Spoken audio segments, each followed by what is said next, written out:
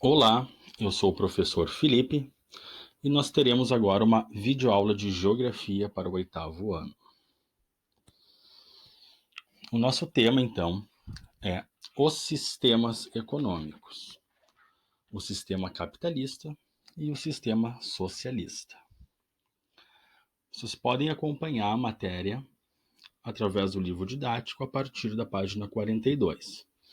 E eu gostaria de lembrar também que o mais importante para que vocês compreendam dessa aula é o objetivo vinculado a ela, que é caracterizar e diferenciar os sistemas econômicos capitalista e socialista. Então vocês têm que saber as características de cada um e as diferenças entre eles. O capitalismo é hoje o sistema econômico predominante no mundo e ele tem 3 pilares principais, que são os trabalhadores vendendo sua força de trabalho, os proprietários dos meios de produção, ou seja, a propriedade privada, e a obtenção de lucro, a reprodução do capital por essas empresas, pelos meios de produção. O sistema capitalista possui, então, 6 principais características. E a gente vai ver isso agora, começando pelas 3 primeiras. A primeira e talvez mais importante delas, já mencionada, é a propriedade privada dos meios de produção. Tudo aquilo que é possível produzir riqueza, então, pode ser propriedade de uma pessoa ou de uma família, tá? Então, uma fazenda produtiva, terras, no caso, né? Fábricas e empresas que ou produzam objetos ou ou prestem serviços, então, são propriedades privadas, são meios de produção, tá? No caso do capitalismo, essas propriedades, então, estão nas mãos de pessoas comuns, civis, né? Diferente do sistema socialista, como a gente vai ver a seguir. Outra característica, então, é a economia de mercado. Então, as próprias empresas ou fábricas, né, elas tomam decisões sobre as suas atividades, né, e sobre o comércio dos seus produtos. Então, essa economia de mercado permite que as empresas decidam como e quando, quanto e onde produzir. Elas podem estabelecer os preços e as condições da circulação da mercadoria. Outra máxima do capitalismo, então, é o trabalho assalariado, né? Então, a gente tem uma das classes sociais no sistema capitalista, que é a classe dos trabalhadores. Os trabalhadores, então, são pessoas que vendem a sua força de trabalho em troca de um salário fixo, normalmente. Diferente, então, de receber comissão, e diferente muito mais ainda de viver de rendimentos. Então, o trabalhador ele não vive de rendimentos. Então, o trabalhador ele vive de salário. Outra máxima, então, do capitalismo é a lei da oferta e da procura, né? O preço, nessa lei, a produção ela é regulada conforme a lei da oferta e da procura e o preço das coisas também. Então, as indústrias vão produzir mais ou menos conforme as pessoas estão comprando mais ou menos. Mas, além disso, o preço dos produtos ele também varia de acordo com essa variabilidade, então. No caso, quanto mais as pessoas compram alguma coisa, a tendência é que o preço desse produto aumente. Quanto menos as pessoas compram algum produto, mais barato então esse produto fica para que aumente as suas vendas. Outra máxima, então, outra característica do capitalismo é a concorrência, né?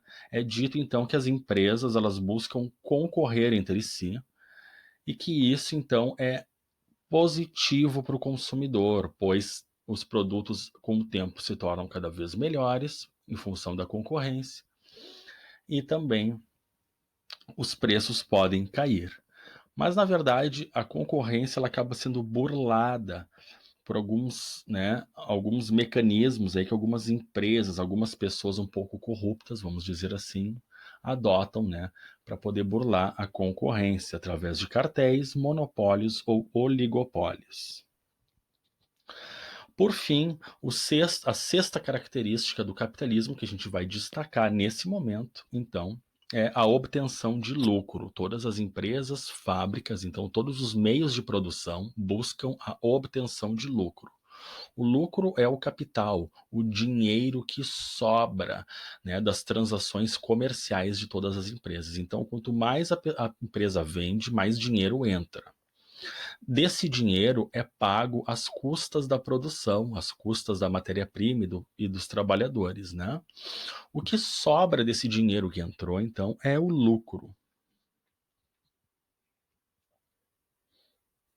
Aqui a gente tem uma foto de um centro comercial em Hong Kong, onde a gente pode ver a ampla concorrência, através dos outdoors ali, das placas, da publicidade de vários estabelecimentos.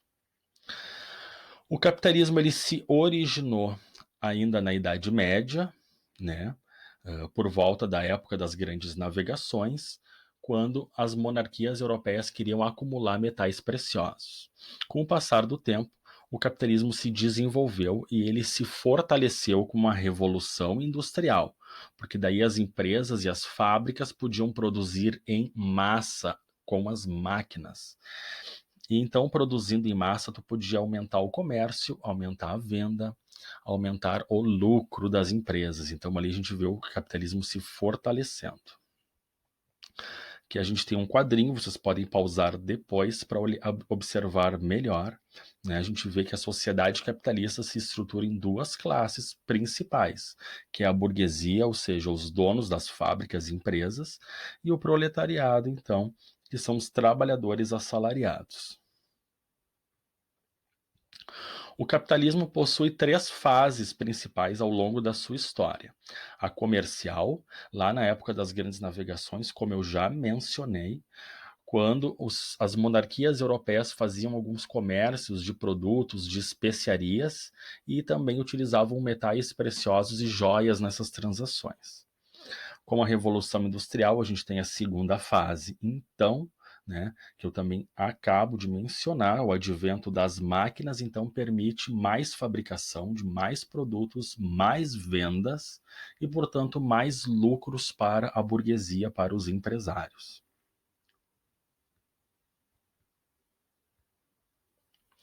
Por fim, então, nós temos o capitalismo financeiro. Essa fase começa depois da Primeira Guerra Mundial. Esse capitalismo é marcado, então, pelas empresas que começam a se associar a bancos. E com isso elas começam a vender ações, Começam a vender, entre aspas, partes da sua empresa.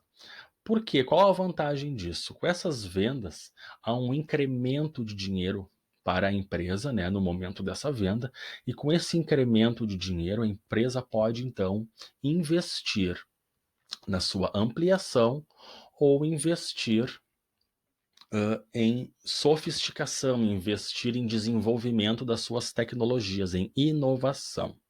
Tá? E o advento, então, vamos dizer assim, do capitalismo financeiro permitiu que as empresas crescessem, então, exponencialmente e também pudessem fazer investimentos ao redor do mundo inteiro. Então, empresas poderiam, então, uma empresa estadunidense, americana, poderia, por exemplo, comprar uma empresa em qualquer outro lugar do mundo, vamos supor no Japão, e passar a controlar ela e passar também a ganhar dinheiro com ela. Então, aqui uma foto da Bolsa de Valores, onde essas transações de vendas e compras de ações e investimentos são feitos, Aqui a Bolsa de Nova York é uma das principais do mundo. Vamos começar a ver, então, o sistema socialista. Tá? A gente vai ver um pouquinho da história e um pouquinho das suas características. Tá? O socialismo, ainda ainda existe no mundo de hoje em alguns países, como por exemplo a China, Cuba, Vietnã e a Coreia do Norte.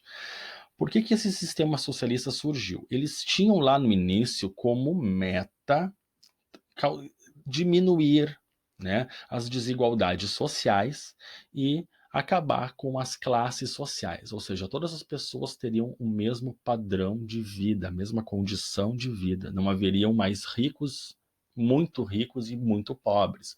As pessoas todas, em teoria, pertenceriam então a uma classe média, tá? E outra coisa interessante desse sistema é que ele ofereceria, né, então, serviços básicos à população gratuitos, como saúde, educação e habitação. Algumas características do socialismo. A primeira delas, então, é a estatização. Ao contrário do capitalismo, uma pessoa comum não poderia, então, ter a propriedade de uma terra, não poderia então ter a propriedade de uma fábrica ou de uma empresa. As terras, as fábricas e as empresas então pertencem ao país, pertencem ao Estado, tá? E o Estado é quem emprega os trabalhadores e quem paga os salários deles.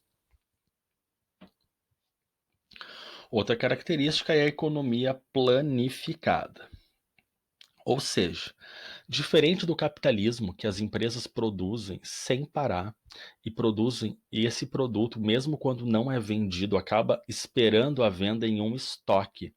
O capitalismo funciona assim. Com isso, as empresas regulam melhor o preço, né, para evitar prejuízos. No socialismo, as empresas não produziriam, então, e não ao infinito, no caso, e não produziriam para produzir estoque. As empresas, então, e as fábricas só produzem o necessário para a população. Então, quando o Estado percebe que toda a população precisa de algum item, ele organiza as fábricas para produzir esse item até acabar com a demanda. Depois, essa empresa encerra essa atividade por enquanto, né, e passa a atender alguma outra demanda da sociedade, produzir alguma outra coisa que a sociedade precisa. Por isso, chamamos de economia planificada. Eles faziam planos de produção. Quantas televisões as pessoas estão precisando? Então, quantas a gente vai produzir?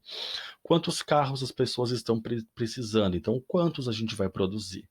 E assim, para todos os mais variados produtos, diferente do capitalismo, que as empresas então produzem sem parar, enquanto houver qualquer demanda, e se a demanda diminui, eles produzem estoque. Outra máxima do socialismo, né, em teoria, era o pleno emprego, ou seja, o Estado tinha a obrigação de garantir emprego para todas as pessoas, né?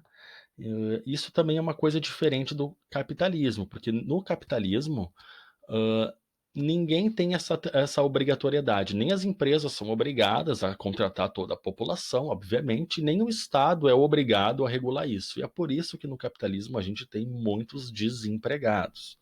Em teoria, no sistema socialista, todo mundo teria um emprego garantido pelo Estado, embora isso muitas vezes não tenha acontecido. Uma das características do socialismo também, eles queriam abolir desigualdades sociais, porém, as pessoas que trabalhavam para o Estado no alto escalão acabavam adquirindo privilégios. As pessoas que tomavam as decisões políticas, então, acabavam adquirindo privilégios, né? E acabavam, então, ajudando pessoas das suas famílias, ajudando amigos, né? E acabavam prejudicando pessoas que eles não gostavam. Isso causou, então, uma desigualdade social nos países, então, socialistas, né? Isso aí é uma contradição, porque lá no início o sistema socialista dizia que não iria ter desigualdade social. Porém, a natureza humana acabou, né? Infelizmente, a ganância e a corrupção acabaram, né? Causando, criando mesmo assim desigualdade social nesses países. Então, a história básica do sistema socialista começa na Rússia, né? Então, na Rússia, em 1917, houve uma revolução, né? O povo tirou a monarquia russa do poder, né? O Império Russo. Eles tiraram eles do poder e o povo fez uma revolução, então, para iniciar uma experiência socialista, né? E aí lá começar, aí em 1922 criaram então a República a União das Repúblicas Socialistas Soviéticas, com sede em Moscou. Ela abrigava vários países, né? Além da Rússia, tá? E aí eles tiraram a monarquia, assumiram, né, o poder e aí começaram então a implementar essas políticas, essas mudanças, né, no sistema econômico do seu país. Temos uma experiência socialista também muito importante na China, só que aconteceu bem depois do que a Rússia. A da China começa então em 49, quando o povo então se organiza para fazer uma revolução que a gente chama de revolução comunista. Então eles também acabam tirando a monarquia do poder, né, a monarquia chinesa, no caso, eles a tiram do poder e acabam então assumindo o país e tentando promover essa transformação. Recentemente, a China, por ser um país muito pobre e muito populoso, precisou adotar algumas estratégias para melhorar o desenvolvimento do país. Então, eles abriram o país para o capital estrangeiro. Eles abriram o país, então, para algumas características capitalistas, embora o país ainda se declare socialista. Então, eles criaram algumas zonas dentro do país, que são as ZES, Zonas Econômicas Especiais, e nessas zonas, então, as empresas estrangeiras poderiam circular o capital estrangeiro e investir e instalar suas sedes.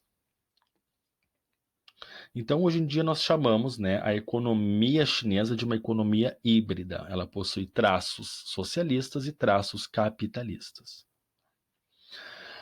Por hoje é só. Eu espero que a aula não tenha ficado muito corrida. Espero que as informações tenham ficado claras para vocês. Qualquer dúvida, vocês podem procurar o professor através dos nossos canais de comunicação, mensagens, né, ou as agendas da escola, ou através do portal LMS. Bons estudos a todos. Grande abraço.